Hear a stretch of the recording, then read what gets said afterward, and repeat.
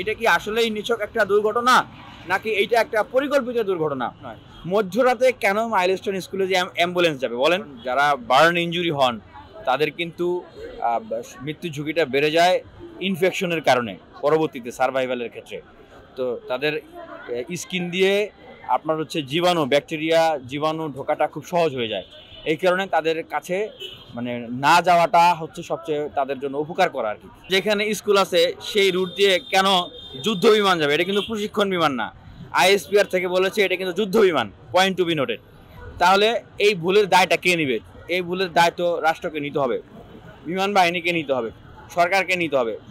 এবং আরেকটা পয়েন্ট যদি বলি যে যারা নিহত হয়েছেন, আহত হয়েছেন, তাদের যে একদম পরিসংখ্যানটা, নির্ভরযোগ্য যে পরিসংখ্যানটা, সেটা সরকারের দায়িত্বশীল জায়গা থেকে আমরা এখন পর্যন্ত কিন্তু সেই সংখ্যার উপরে শিক্ষার্থীরা বলেন, অভিভাবকরা বলেন বা মানুষ কিন্তু সন্তুষ্ট নয়।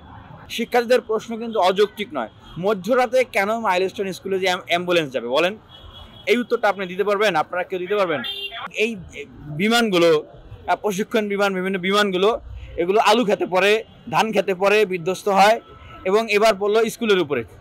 এখন প্রশ্ন হচ্ছে যে তাহলে এগুলোর যে মেকানিজম, মেইনটেনেন্স, এগুলো যে ভঙ্গুর, এটা তো বাস্তব প্রমাণিত। তারপরেও কিন্তু পরেও কেন এই বিমানগুলো এইভাবে করে আসলে আকাশপথে চলতেছে? এটা কি আসলেই নিছক একটা দুর্ঘটনা নাকি এইটা একটা পরিকল্পিত দুর্ঘটনা? এবং আমাদের দেশে যে সামরিক যে বাহিনী, ডিফেন্স যারা রয়েছেন, তারা তাদের দুর্বলতাকে বহির্বিশ্বে, মানে এই ঘটনাটা এক্সপোজ হলে বহির্বিশ্বে তাদের দুর্বলতা ফুটে উঠবে।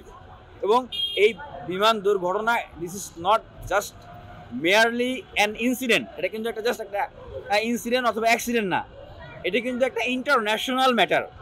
এই যে লাশের গুম হওয়া, আহতদের তথ্য আপনার হচ্ছে বিভ্রাট করা, নিহতদের তথ্যে বিভ্রাট করা, এই যে একটা জায়গা থেকে অবিশ্বস্ততা এবং অবিশ্বাসের জায়গা থেকে একটা ক্ষোভ তৈরি হয়েছে। যদি এই দুর্ঘটনাটার বিষয়টা, আমি আবার বলছি, দুর্ঘটনাটার বিষয়টা সরকারের নির্ভরযোগ্য জায়গা থেকে বাস্তবসম্মত যেটা ঘটেছিল সেটাই যদি প্রকাশ করা না হয়, এই জায়গা থেকে কিন্তু আরেকটা ক্ষুব্ধতা তৈরি হবে।